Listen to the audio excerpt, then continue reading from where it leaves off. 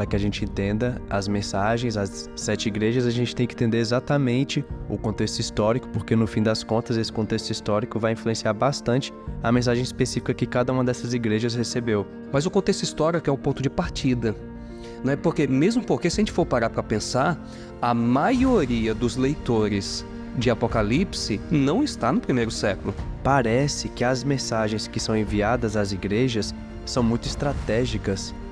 Quem tem ouvidos, ouça o que o Espírito diz às igrejas.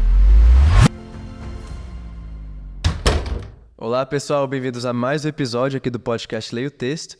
Esse é o episódio número 4 da série Desvendando o Apocalipse. E se você assistiu o episódio anterior, você viu que nós falamos sobre se o livro do Apocalipse é um livro de amor e redenção ou um livro de ódio e vingança.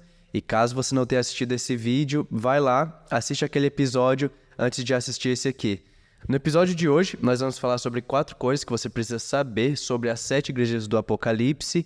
Então, se você tem curiosidade sobre as 7 igrejas, sobre o que elas representam, assista até o final, porque muitas coisas boas estão vindo por aí.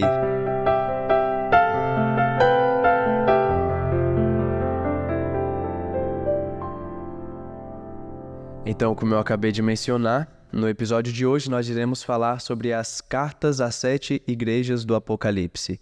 Mas antes de entrarmos aqui no conteúdo, eu queria convidar você a curtir esse vídeo, se inscrever no canal e compartilhar também essa mensagem com algum familiar, com algum amigo, com alguma pessoa.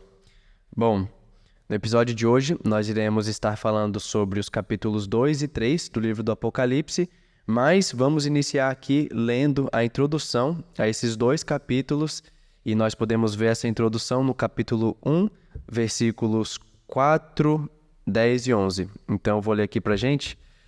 Iniciando no versículo 4, diz assim: João, às 7 igrejas que estão na Ásia, graça e paz a vós outros, da parte daquele que é, que era e que há de vir, e da parte dos 7 espíritos que estão diante do seu trono. Agora, verso 10 e 11.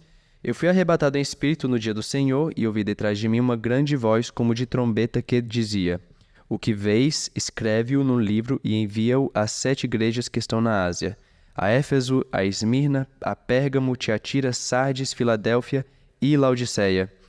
Então, bom, essas aqui são as 7 igrejas do Apocalipse, e acho que um fato muito interessante, talvez a gente poderia iniciar falando um pouco disso, é que no caso ele escreveu as 7 igrejas que estão na Ásia.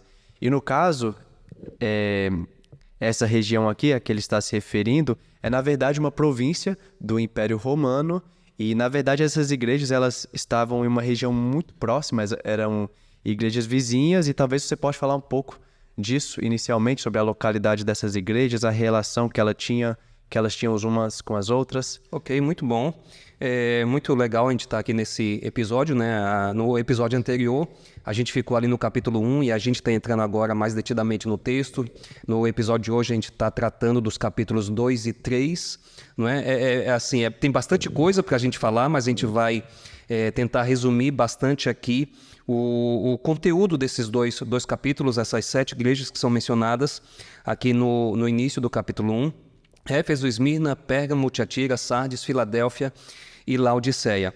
Bom, eu acho que sobre isso que você falou, né, o fato de que essas igrejas são próximas, são vizinhas, a melhor maneira de a gente entender isso é compreender que essas igrejas ou essas cidades, elas estão dentro de uma rota comercial. Elas estão, de fato, próximas umas das outras. Eu trouxe até aqui uma imagem, Lucas, para que os amigos que estão em casa possam acompanhar. Está aqui, ó, uma imagem, né, da rota.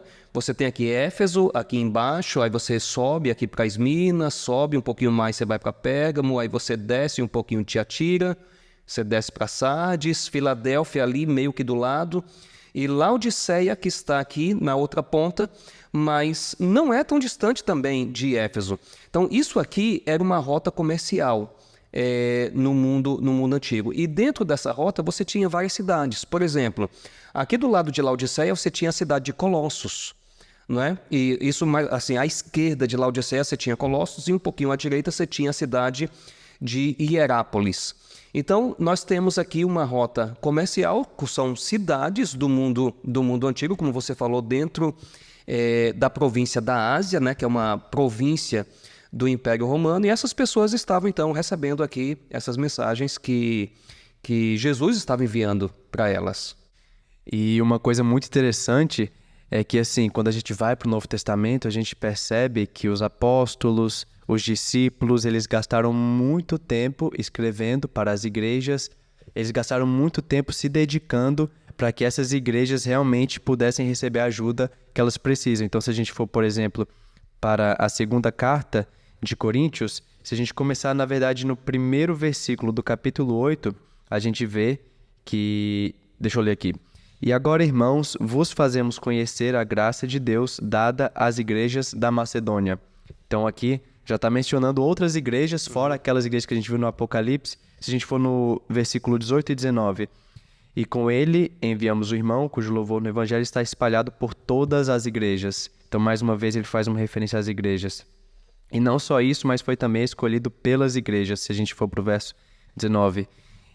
Se eu abrir aqui também no capítulo 11, no versículo 28, diz assim: além das coisas exteriores, há o que diariamente pesar sobre mim o cuidado de todas as igrejas. Ou seja, aqui a gente vê muito bem que, de fato, essas igrejas era algo que preocupava Paulo, algo que tomava seu tempo, algo que tomava os seus pensamentos. E, no caso, a gente sabe que isso aconteceu com Paulo, mas não somente com ele, outros apóstolos escreveram para outras igrejas. Mas o ponto aqui é, uma boa parte do Novo Testamento foi dedicado para escrever cartas às igrejas. Isso é bem interessante, porque, na verdade, quando a gente vai para o Novo Testamento, a gente observa um fenômeno bastante curioso. O Novo Testamento, praticamente, está dividido, digamos assim, em dois gêneros literários. Você tem evangelho e você tem cartas. Não é? Quando a gente pensa em evangelho, você tem os 4 evangelhos, e o restante, basicamente, são cartas. Cartas às igrejas. Cartas às igrejas. E cartas, igrejas locais, mas você também tem cartas, por exemplo, Pedro, você não vê Pedro escrevendo para determinada igreja como Paulo fez. Porque Paulo, quando escreve, ele diz assim, Paulo, a igreja que está em Éfeso, Paulo, a igreja que está em Corinto, e assim por diante. Os demais apóstolos, eles não fazem isso. Né? Por exemplo, as cartas de Pedro, você não vê isso.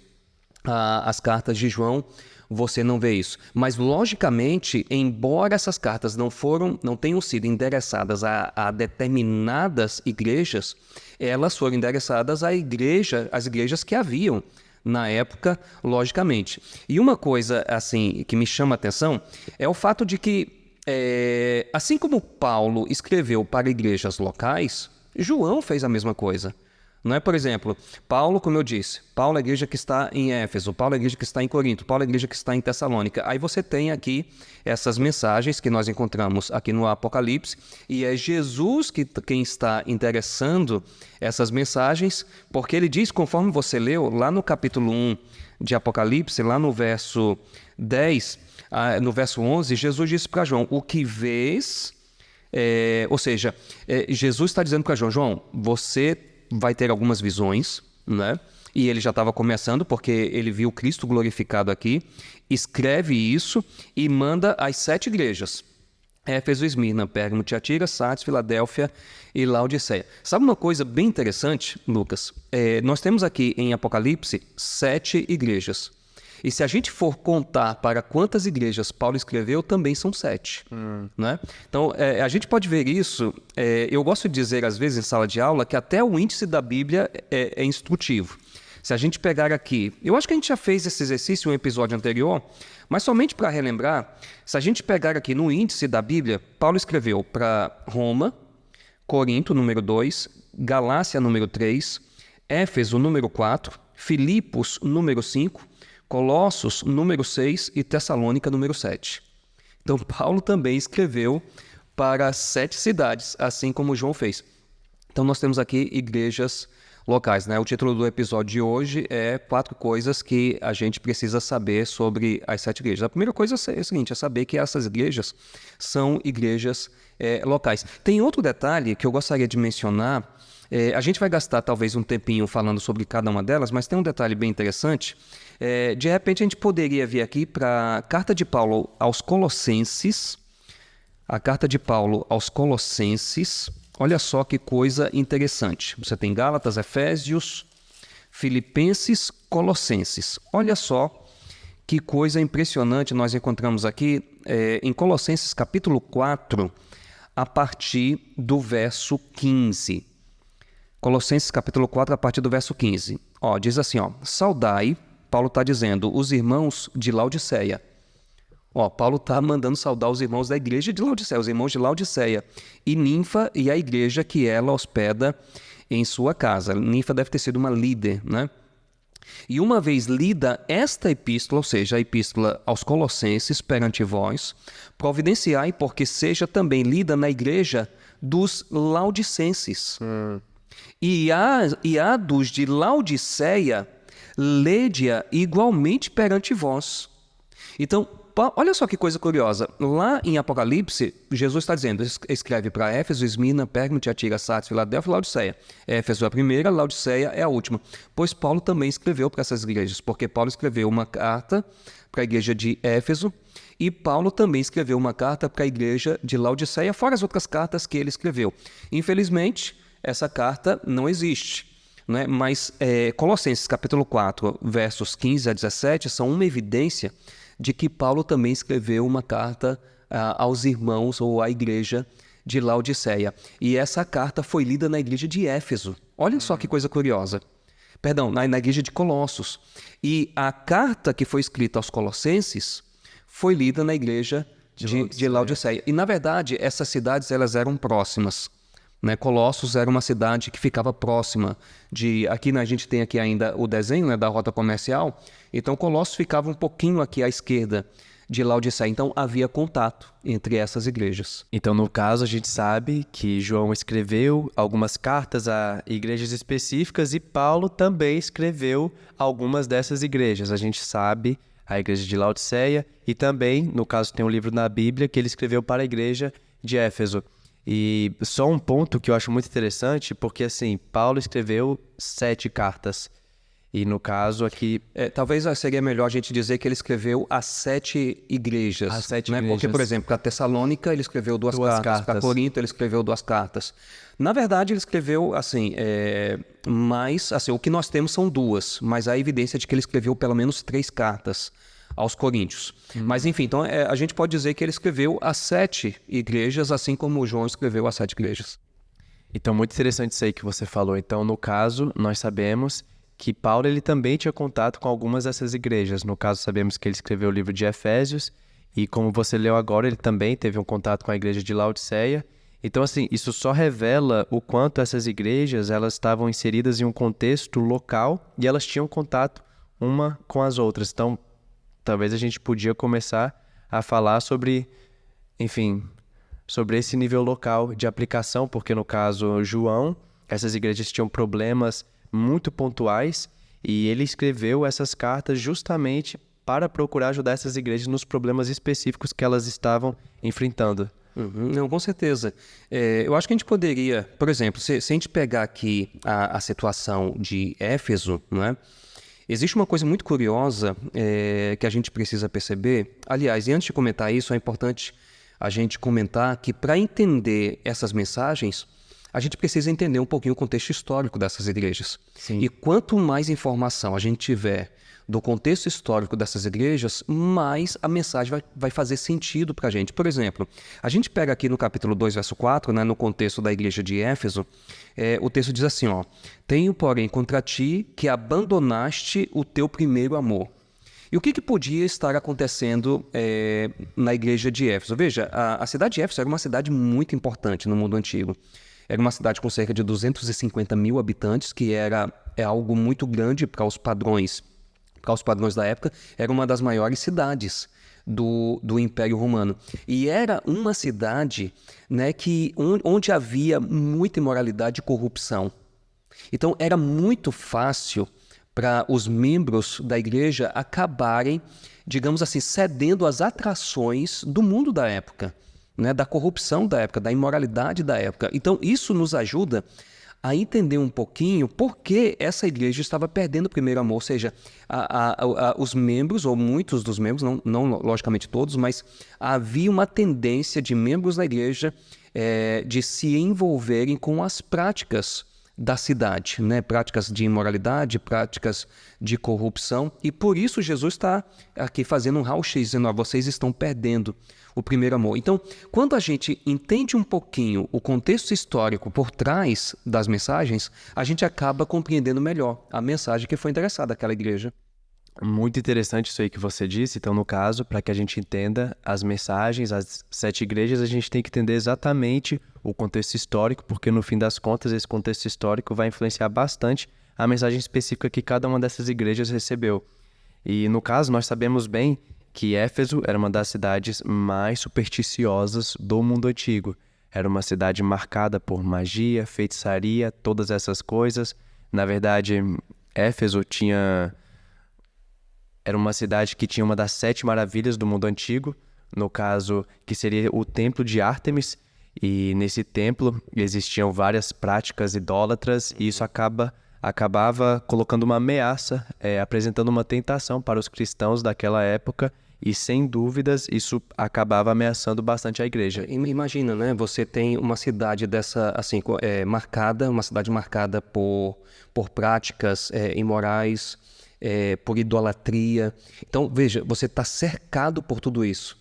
Então, você sofre uma tentação muito grande de ceder ao apelo dessas coisas. Então, possivelmente, isso de fato explica isso que Jesus está falando aqui no capítulo 2, verso 4, né? Olha, eu tenho contra vocês que vocês estão perdendo o primeiro amor. Então, de fato, fica mais fácil compreender essa mensagem. Quando a gente vai, por exemplo, Lucas, para a igreja de Esmirna, nós temos aqui uma declaração no capítulo 2, verso 10, que é muito interessante, né? Diz assim, não temas as coisas que tens de sofrer. Eis que o diabo está para lançar em prisão alguns dentre vós, para ser dispostos à prova.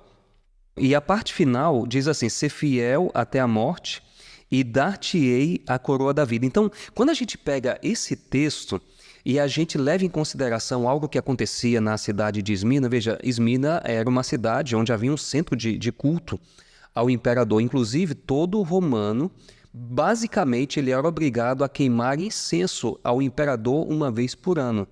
Né? E se ele não fizesse isso, ele sofreria represália. Né? Então, muita gente que se negava a aderir à prática de culto ao imperador era condenada à morte. Então, veja, aí quando a gente toma conhecimento disso, né, porque, veja, César ele era adorado como uma divindade. E as pessoas que negavam podiam, de fato, ser levadas à morte. Então, quando a gente leva esse contexto histórico em consideração, aí fica mais fácil entender porque Jesus disse, ser fiel até a morte e dar-te-ei a coroa da vida. Veja, tem outro detalhe também aqui na cidade de Esmirna, né? Quando a gente pega aqui o verso 9, diz assim, conheça a tua tribulação, a tua pobreza, mas tu és rico, e a blasfêmia dos que a si mesmos se declaram judeus e não são, sendo antes sinagoga de Satanás. Veja, nós temos evidência de que havia na cidade de Esmirna uma grande comunidade de judeus. E esses judeus, essas pessoas, ridicularizavam os cristãos. Então, veja que quando a gente toma isso em consideração, quando a gente tem o conhecimento disso que acontecia na cidade, então fica mais fácil a gente entender algumas afirmações que são feitas ali na mensagem à igreja de Esmirna. Interessante isso aí. Só um fato interessante, algumas pessoas atribuem o nascimento do poeta Homero à cidade de Esmirna. Interessante isso aí. Então, assim, era uma cidade realmente importante, era um centro cultural, um centro intelectual, e, enfim, isso acaba deixando mais claro a mensagem que é dada a essa igreja.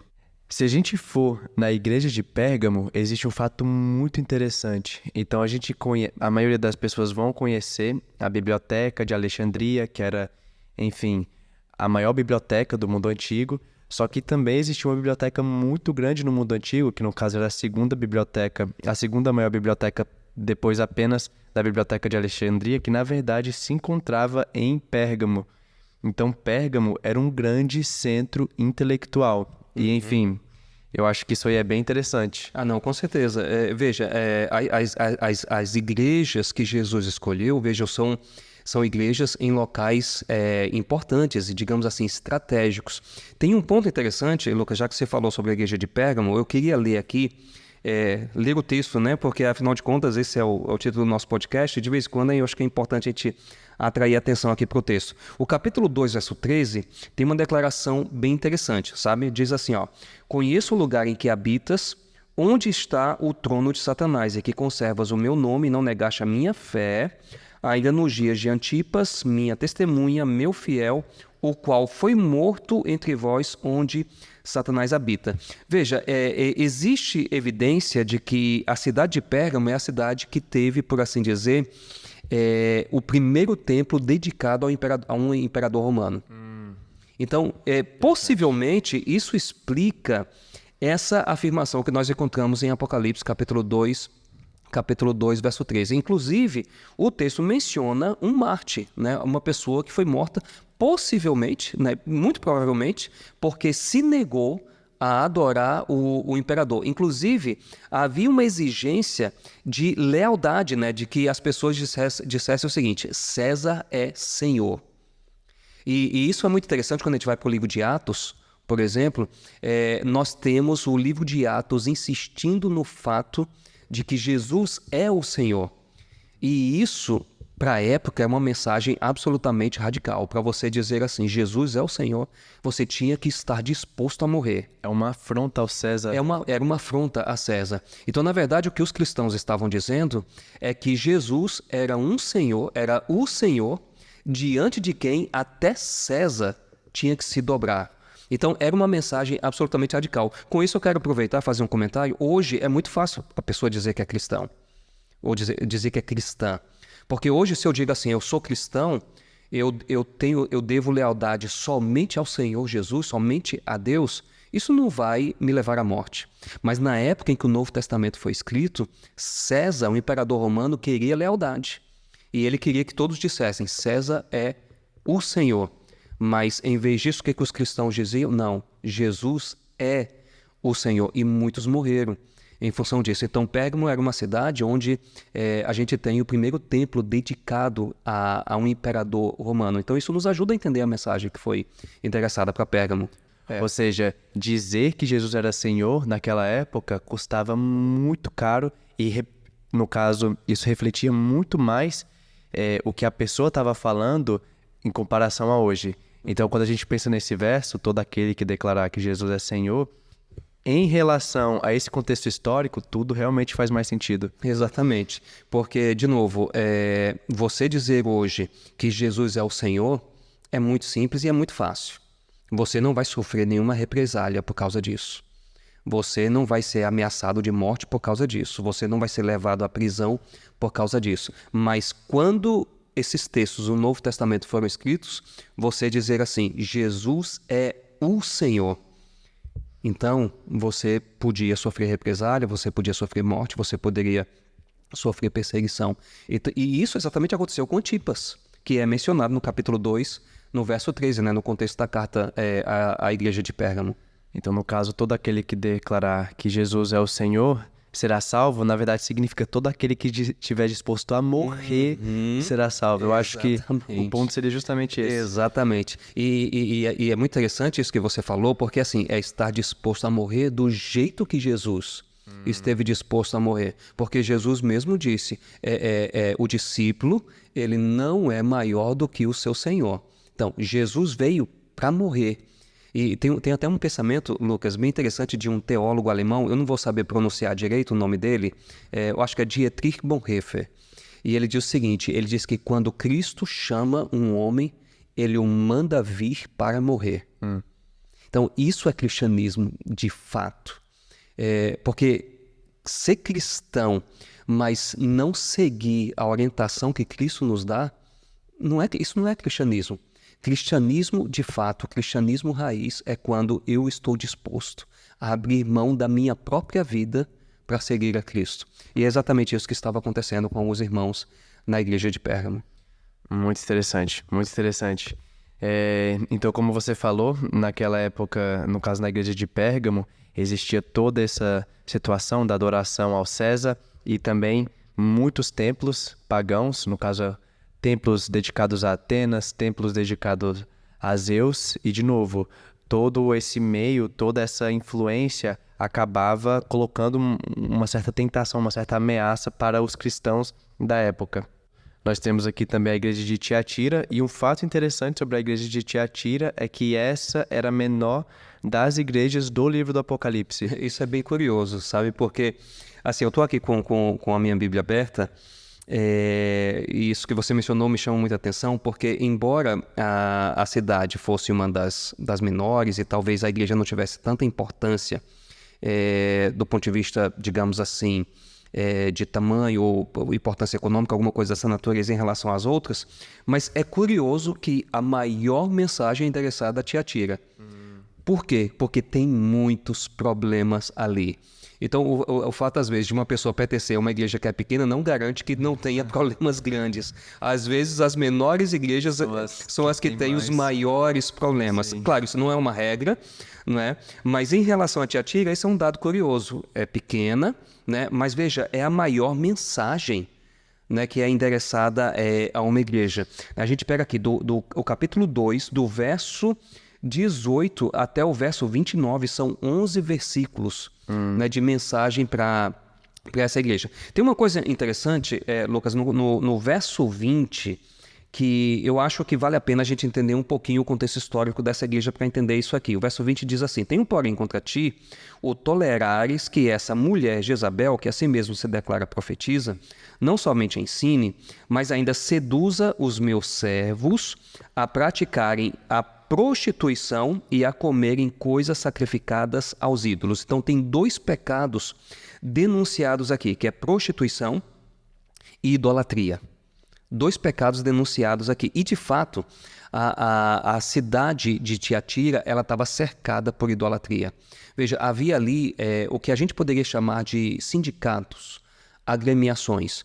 E para você fazer parte dessas agremiações, é tipo uma espécie de sociedade, né? Você tinha que aceitar, participar das celebrações que aconteciam ali. E essas celebrações envolviam imoralidade sexual e elas envolviam idolatria. Então isso nos ajuda a entender a declaração ou a advertência que Jesus está fazendo aqui. Inclusive, prostituição e idolatria são dois pecados condenados frequentemente no Antigo Testamento. Inclusive no decreto dos apóstolos que nós encontramos no livro de Atos, a recomendação apostólica, a recomendação que nós encontramos ali, eu acredito que em Atos 15, é de que as pessoas se abstenham, né, da imoralidade sexual e se abstenham também dos alimentos dedicados aos ídolos, ou seja, se abstenham da idolatria. E essas eram coisas que aconteciam na cidade de Tiatira por causa dos sindicatos locais que existiam ali. Então isso nos ajuda a entender por que Jesus está enviando exatamente essa mensagem. Jesus estava preocupado com isso, com essa situação na igreja de Tiatira. Interessante você falar isso aí, porque se a gente for para o verso 14, a gente vai ler assim: todavia tem algumas coisas contra ti, tem aí os que seguem a doutrina de Balaão, que ensinava Balaque a lançar tropeços diante dos filhos de Israel, levando-os a comer das coisas sacrificadas aos ídolos e praticar a prostituição. Mesmo problema O mesmo da problema. igreja de Tiatira. Exatamente. E isso aqui que você mencionou é importante, porque veja, aquilo que você disse no início, o problema de uma igreja não é o problema somente daquela igreja. Não é? Então, havia problemas que aconteciam não somente numa igreja, mas em várias, ou talvez em todas elas. Então, isso aqui é um ponto importante. Na verdade, a igreja de Pérgamo e a igreja de Tiatira, elas são muito parecidas. E esse é um ponto muito importante que a gente precisa saber para poder retomar quando a gente for tratar um assunto que está mais para frente, né? Porque a gente está falando de 4 coisas que a gente precisa saber, a gente está na primeira, né? Ou seja, que é ter a consciência de que essas mensagens foram escritas para igrejas locais, né? Havia igrejas ali, igrejas como Tessalônica, como a igreja em Colossos e assim por diante. E quanto mais a gente conhecer o contexto histórico dessas igrejas, mais a gente vai entender as mensagens que foram endereçadas para elas. Muito interessante isso aí. Então, seguindo aqui, nós temos a igreja de Sardes, e um fato interessante sobre essa igreja é que, no caso, na época em que João escreveu essas cartas, essa cidade não estava, digamos que, no seu ápice. Era uma cidade que no passado havia tido um grande esplendor, mas que naquele momento específico era uma cidade que, na verdade, estava vindo de um processo de decadência e não estava no seu ponto mais alto. É interessante isso aí, e isso, na verdade, nos ajuda a entender algo que a gente encontra aqui na mensagem, não é? A igreja de Sardes, no capítulo 3, verso 1, Jesus diz assim, ó, ao anjo da igreja em Sardes escreve, essas coisas diz, aquele que tem os 7 Espíritos de Deus e as 7 estrelas, conheça as tuas obras, que tens nome de que vives e estás morto. Então, eu acho que o fato de que no passado Sardes tinha desfrutado assim, de muito prestígio e agora, no primeiro século, já não tinha tanto esse prestígio, isso nos ajuda a entender essa mensagem que Jesus está mandando. Não é? Você tem nome de que vive, ou seja, tinha um nome importante, mas na verdade a cidade não desfrutava do mesmo prestígio que tinha antes. Inclusive, nós temos evidência histórica de que a cidade de Sardes ela era a capital de uma província muito importante, que era a província da Lídia. Não é? Então, Sardes ela tinha muito prestígio, tinha muita importância, mas já não desfrutava desse prestígio, dessa importância no primeiro século. Existe uma outra coisa interessante em relação à igreja de Sardes, ou à cidade de Sardes, que está no verso 2 do capítulo 3, que diz assim, ó, ser vigilante e consolida o resto que estava para morrer, porque não tenho achado íntegras as tuas obras na presença do meu Deus. Essa frase aqui, ser vigilante, ela é muito importante, porque nós temos evidência de que a cidade ela foi invadida 2 vezes pelos inimigos por falta de vigilância dos soldados que protegiam a cidade. Então, esse é um dado muito curioso que nos ajuda a entender o que está acontecendo aqui com a igreja de Sardes e a mensagem que Jesus endereça para essa igreja. Então, cada vez está ficando mais claro que, de fato, para entender as mensagens dessas igrejas, entender o contexto histórico facilita bastante a compreensão. Por exemplo, na igreja de Filadélfia, se a gente for ler o verso 8 do capítulo 3, diz assim, conheço as tuas obras, diante de ti pus uma porta aberta. E um fato muito interessante é que a cidade de Filadélfia estava localizada em um ponto estratégico e, no caso, ela tinha uma função de disseminar a cultura grega às tribos bárbaras. Então, digamos que era uma cidade missionária do Império Romano. E, no caso, essa porta aberta aqui, obviamente, está se referindo mais a uma porta aberta pela qual o evangelho pode ser enviado a outros lugares, mas a gente consegue ver como existe uma ponte, no caso, entre aquele contexto histórico e o que está sendo dito aqui nessa carta. Não, com certeza. No caso aqui, Jesus pega esse contexto, né, da cidade de Filadélfia para fazer, digamos assim, um apelo missionário, né? Jesus queria que a igreja se envolvesse com a missão, logicamente, não de levar a língua grega às tribos bárbaras, a missão é muito maior do que isso. Na verdade, Jesus queria que a igreja se movimentasse para levar o evangelho. Não a língua grega, mas levar o evangelho aos outros lugares. E é interessante isso aí, Lucas, a questão da porta aberta, porque nós temos muita evidência, vários comentaristas dizem isso, né, que a porta, a metáfora da porta, era uma metáfora muito utilizada para uma oportunidade para alguma coisa. Até hoje a gente faz isso, né? Às vezes a gente diz assim, olha, Deus fechou uma janela, mas abriu uma porta, ou seja, abriu uma oportunidade. Então, era uma metáfora que era utilizada muito comumente nesse período e é aplicada de forma missionária aqui em relação à mensagem à igreja de Filadélfia, né? E é irônico isso aqui, não, assim, é interessante porque Jesus está tentando mudar a visão da igreja, ou seja, dizendo o seguinte, olha, existe a ideia de que a cidade tem que levar as ideias gregas, a língua grega, as tribos bárbaras, mas eu tenho uma missão maior para vocês, muito maior. Então, de fato, a gente entender o contexto histórico ajuda muito, né? Para a gente fechar esse ponto, Lucas, eu acho que valeria a pena a gente falar um pouquinho sobre a igreja de Laodiceia. Existem alguns dados curiosos em relação à igreja de Laodiceia. Primeiro ponto, a cidade de Laodiceia era uma cidade rica. Né? Por quê? Veja, Laodiceia era, digamos assim, um ponto de transição de rotas comerciais. A gente mencionou no início que essas 7 igrejas elas estão dentro de uma rota comercial, mas a própria cidade de Laodiceia ela era um ponto de interseção de outras rotas. Então veja, imagina uma cidade por onde passam, não é, rotas comerciais, né? Você tem um fluxo grande de pessoas. O que acontece com uma cidade dessa? O comércio floresce. O comércio floresce. Por exemplo, Laodiceia, ela tinha, por assim dizer, uma fábrica de produção de lã. E eles vendiam isso para outras cidades do Império. Isso trazia muito dinheiro para a cidade. Lã que era utilizada para confecção de roupa. E isso é curioso porque quando a gente lê a mensagem a Laodiceia, Jesus diz assim, olha, eu aconselho que vocês comprem vestiduras. É curioso isso e é irônico, porque Laodiceia achava que tinha tudo. Veja, Laodiceia tinha uma escola de medicina com especialização em oftalmologia, mais precisamente produção de um unguento, né, um óleo que era uma espécie de colírio. Mas Jesus disse, vocês são cegos, vocês são nus. E embora eles tivessem uma produção de lã na cidade. Existe outra coisa bem curiosa em relação à cidade de Laodiceia, é que a Laodiceia não tinha suprimento de água. Ela não tinha o seu próprio suprimento de água. E Herápolis tinha águas termais. Colossos tinha águas frias, refrescantes. Mas Laodiceia não tinha suprimento. Como é que a água chegava a Laodiceia? Chegava por aqueduto. Né, vindo aí mais ou menos de uns 10 quilômetros, né, a água vinha mais ou menos de 10 quilômetros por aqueduto e as águas saíam quentes e chegavam a Laodiceia mornas. Então isso nos ajuda a entender, por exemplo, a declaração de Jesus quando ele diz assim, olha, vocês nem são frios nem quentes, né? Vocês são mornos. Então veja, Colossos tinha águas frias, refrescantes, e Herápolis tinha águas quentes, termais, águas, digamos assim, que serviam para tratamento medicinal.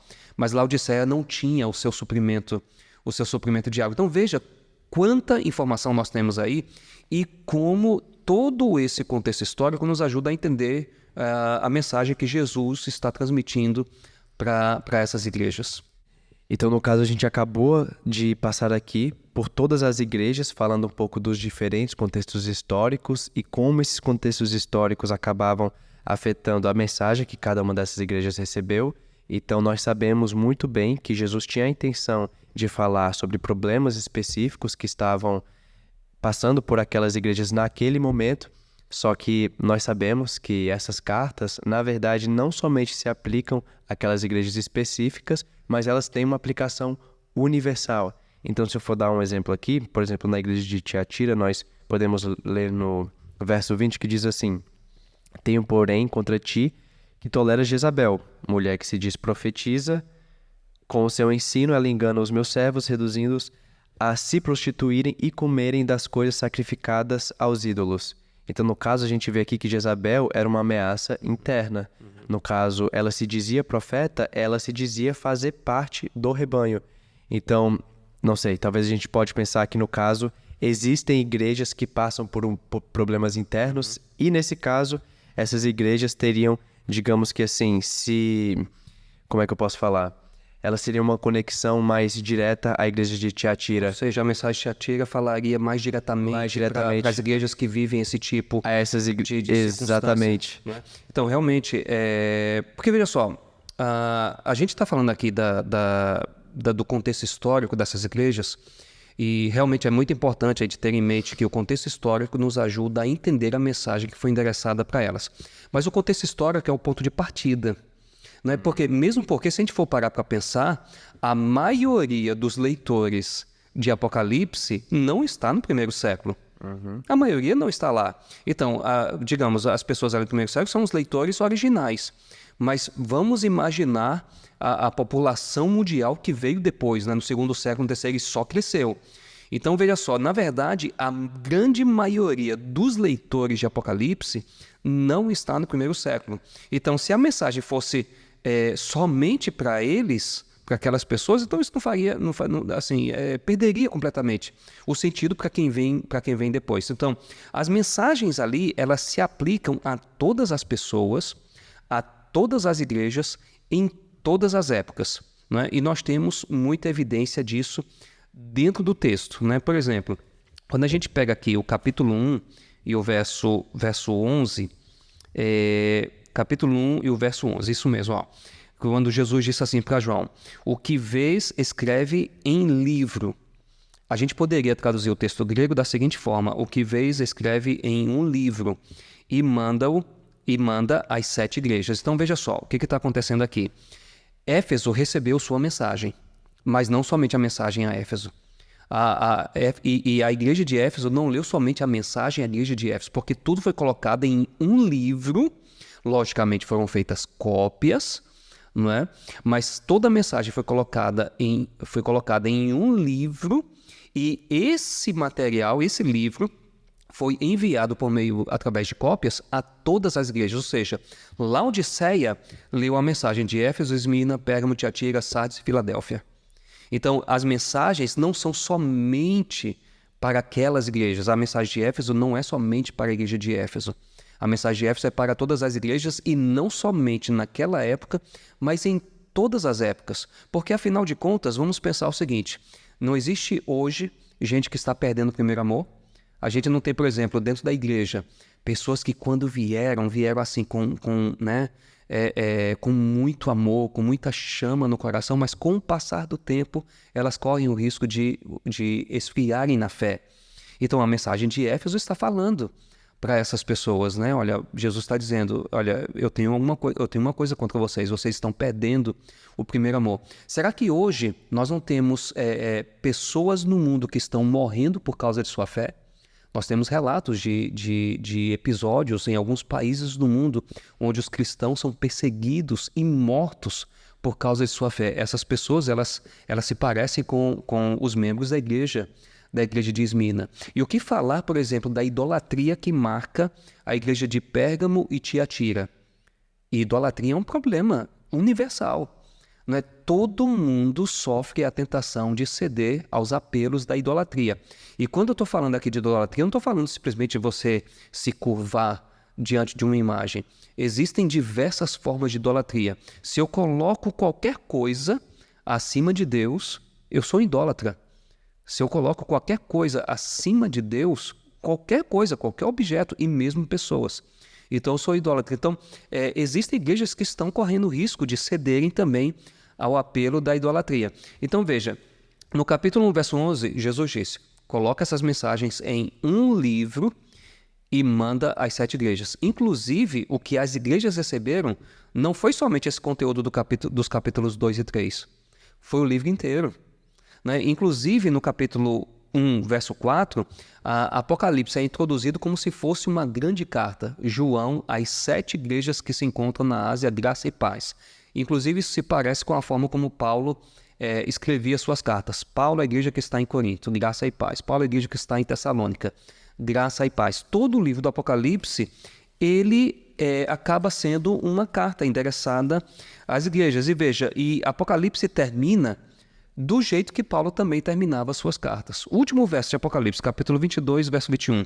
A graça do Senhor Jesus seja com todos. Era desse jeito que Paulo terminava suas cartas. Então, todas as igrejas receberam todas as mensagens, inclusive não somente o material dos capítulos 2 e 3, mas o livro inteiro. Existe outra evidência de que as mensagens são universais, que está no capítulo 2, verso 23. Capítulo 2, verso 23, no contexto aqui da igreja de Tiatira, Jesus diz assim, ó, começando no verso 22, eis que a próstro, está falando aqui de Jezabel, né, da mulher de Jezabel, e logicamente esse aqui é um nome para remeter àquela Jezabel do Antigo Testamento, que é a esposa de Acabe, que levou a nação de Israel à idolatria. Aí Jesus diz assim, eis que a próstro de cama, bem como em grande tribulação os que com ela adulteram, caso não se arrependam das obras que ela incita, matarei os seus filhos, e todas as igrejas saberão que eu sou aquele que sonda mentes e corações. Então Jesus está mandando uma mensagem para a igreja de Tiatira e ele está dizendo, todas as igrejas saberão. Né? Nós temos uma evidência clara de que as mensagens são enviadas a todas as igrejas, que é a seguinte, cada mensagem termina do mesmo jeito. Quem tem ouvidos, ouça o que o Espírito diz às igrejas. Então, todas as igrejas ouviram exatamente a mesma mensagem. Então, você está na igreja de Éfeso. alguém está lendo a mensagem. Termina dizendo, quem tem ouvidos, ouça o que o Espírito diz às igrejas. Ou seja, eu estou em Éfeso, mas eu preciso ouvir o que o Espírito está dizendo a Esmirna, Pérgamo, Tiatira, Sardes, Filadélfia e Laodiceia. Então nós dizemos que essa é uma aplicação universal, né? E acho que assim, o fato super interessante também é que parece que as mensagens que são enviadas às igrejas são muito estratégicas, no sentido de Jesus poderia ter enviado uma carta à igreja de Corinto, à igreja de Tessalônica, mas parece que no caso, igrejas foram escolhidas por problemas específicos que de fato são problemas universais que englobam, enfim, questões que qualquer igreja pode ter. Então, por exemplo, como a gente já tinha mencionado, a igreja de Tiatira enfrentava questões internas. No caso, existia uma pessoa do rebanho que estava ameaçando o grupo como um todo. Se a gente for para a igreja de Pérgamo, a gente vê que diz assim: sei onde habitas, que é onde está o trono de Satanás. E nós sabemos, como você falou, existia toda essa questão de adoração ao imperador, existiam vários templos pagãos. Então, no caso, assim, a igreja sofria várias pressões externas. Então, a igreja de Tiatira era um problema interno. No caso de Pérgamo, era um problema de pressões externas. No caso de Éfeso, nós temos uma igreja que perdeu o primeiro amor, como pode acontecer com qualquer outra igreja. No caso da igreja de Sardes, nós temos uma igreja que estava morta. Então, assim, todas as mensagens, elas acabam sendo, de fato, problemas globais e os problemas que normalmente acontecem às igrejas. Não somente naquela época, Mas em todas as épocas, inclusive hoje também. E é exatamente por isso que o número das igrejas é 7. É 7, perfeito. Então, Jesus escolheu exatamente 7 igrejas, porque os problemas, como você está falando, que aconteceram nessas igrejas, representam problemas universais. E como você mencionou no início, havia várias outras igrejas. Você, inclusive, mencionou. Também tenho algumas aqui que eu posso mencionar. Você tem Hierápolis, né? Tinha igreja em Hierápolis, Colossenses capítulo 4, verso 13. Tinha igreja em Troade, em Mileto e etc. Várias igrejas. Mas é curioso que Paulo escreve para 7 cidades e João escreve para 7 cidades. Então, não somente em Apocalipse, mas o número 7 em Paulo também é representativo. Sim. Ou seja, os problemas que aconteceram, por exemplo, na igreja de Corinto, não são os problemas somente da igreja de Corinto. Né? Porque em Corinto havia divisão. Né? E divisão é uma coisa que existe hoje em vários lugares. Né? Pessoas assim, não, eu prefiro ficar com esse grupo aqui. Hoje, o termo que a gente daria são panelinhas. Será que hoje nós temos igrejas que têm panelinhas? Pois tinha panelinhas na igreja de Corinto. Então, aquele problema não é problema somente de Corinto. Então, aquele problema é um problema de várias igrejas, inclusive hoje. Então, o número 7, ele é representativo de uma universalidade. Então, João escreve para 7 cidades, Paulo escreve para 7, e é curioso que nós temos também no Novo Testamento 7 cartas que são chamadas de cartas universais. Dos 3 apóstolos importantes, nós temos 3 cartas de João, mais 2 de Pedro, 5, né? Mais uma de Tiago, 6. Aí nós temos Judas também, mais uma, 7. Então, essas 7 cartas são chamadas de cartas universais. Por quê? Olha só, são 7, mas elas são chamadas, todo teólogo chama essas cartas de cartas universais. Ou seja, elas são cartas que elas servem para a igreja como um todo, para todas as pessoas. Então, essa aplicação é importante. Então, a gente parte do contexto histórico, mas a gente não pode ficar aí. E eu diria que o contexto histórico não é o mais importante. O contexto histórico, ele é importante para a gente entender a mensagem, como ela se aplica a todas as pessoas em todas as épocas. Muito interessante. E então, no caso, como você acabou de mencionar, nós podemos ter igrejas que podem passar por um problema específico da igreja de Esmirna, um problema específico da igreja de Pérgamo, Sardes, Tiatira. Mas, além disso, nós podemos também pensar no seguinte: peraí, talvez não a igreja como um todo, mas individualmente eu posso ter uma mensagem que vai falar mais para a minha vida. E, no caso, esse seria um outro nível de aplicação que a gente pode falar, que seria esse nível de aplicação individual. Então, enquanto no universal nós temos igrejas que podem passar por um problema específico, no caso que está sendo passado aqui nessas cartas, nós podemos também, no nível individual, ter pessoas que vão se identificar mais com uma igreja ou com outra. Perfeito, perfeito. Então, veja, a primeira coisa que a gente precisa saber é que existe um contexto histórico por trás das mensagens, né? Então, a segunda coisa que a gente precisa saber é que esse contexto histórico é um ponto de partida, porque, na verdade, essas mensagens se aplicam a todas as pessoas, a todas as igrejas, em todas as épocas. Mas você tocou num ponto muito importante agora, porque, veja, eu estou em casa, eu estou lendo aqui a minha Bíblia. Como é que isso se aplica para mim, pessoalmente? Então, essa é uma pergunta que todo leitor da Bíblia precisa fazer, né? Você está lendo o texto e como esse texto se aplica para a pessoa, né? No nível individual, realmente, no nível pessoal. E essa é uma aplicação que a gente poderia chamar de aplicação pessoal. E a pergunta que talvez os amigos de casa estão fazendo é a seguinte: nós temos evidência bíblica disso e nós temos evidência, né? Se a gente pegar o texto e ler com atenção, a gente vai observar isso aí. Quer ver, por exemplo, quando você termina de ler cada mensagem, você lê basicamente a mesma coisa. Eu vou pegar aqui o capítulo 2 e o verso 7, né, o fim da mensagem aqui à igreja de Éfeso, aí diz assim: quem tem ouvidos, ouça o que o Espírito diz às igrejas.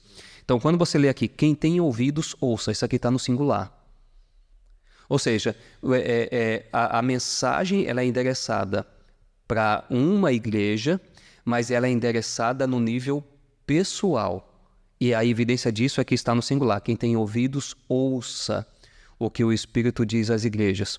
Você pega aqui, na mensagem à igreja de Esmina, você vai ler exatamente a mesma coisa, capítulo 2 e o verso 11. Quem tem ouvidos, ouça o que o Espírito diz às igrejas. Então, é um nível pessoal. Outra evidência, nós temos promessas em cada uma dessas mensagens.